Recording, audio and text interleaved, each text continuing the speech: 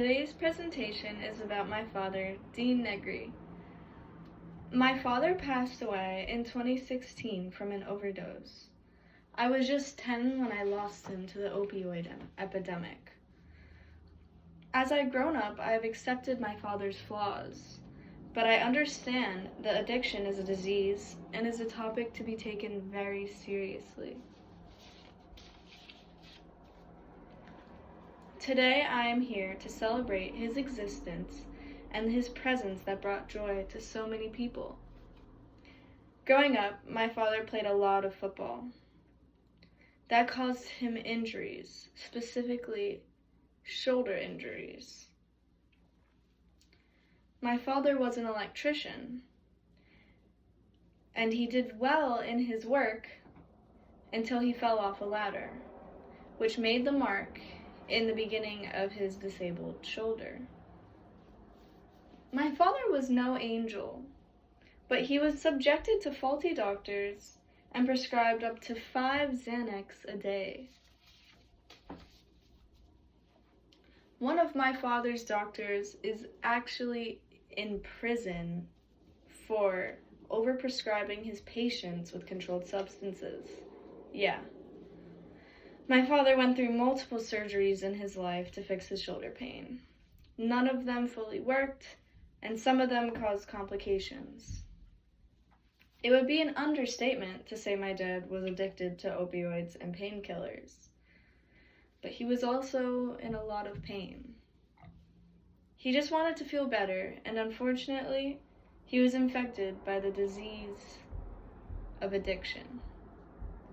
My dad was a man's man. He grew up in Brooklyn Bay Ridge, which was the city I was born in. I love hearing stories about my father as a teenager and what life was like growing up in New York City in the 80s. My dad has always been super athletic growing up. He started martial arts at just 8 years old and achieved up to the 6th degree as a black belt in his life. I still remember the trips to the Catskills in upstate New York, where we would go to camp and learn Taekwondo moves. My dad was such a wacko in his craft that he would pull me over, and before school, he would teach me Taekwondo moves just in case I was ever in a situation where I would need to use them. I used to see these moves as pointless and a waste of time, but now I appreciate those moments and hold them deeply to my heart. Aside from being talented in Taekwondo, my father was the most deepest, liveliest people you could meet. He had a large passion for acting and film, and when I was little, he would take me with him to auditions so I could see him act for roles. I could not be happier knowing that I shared this same passion with him. Now, he is still my drive for wanting to pursue film as a career. Still today, I am meeting people that I barely know telling me that my dad was the best person they've ever met or one of the best people they'll ever meet.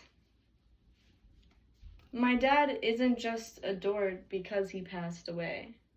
He was genuinely so loved when he was alive that it makes me angry that he had to go so soon from this world. There were at least 500 people who went to his funeral because he touched everyone he met. When I feel insecure or unsure, I remember my power when I remember he is a part of me. I am so grateful to have been passed down his wild and thoughtful character. So today, I celebrate his existence and all of his qualities that made everybody love him so much. If I had to say anything to my dad, I would say I love you and I miss you. And many people still think and talk about you all the time.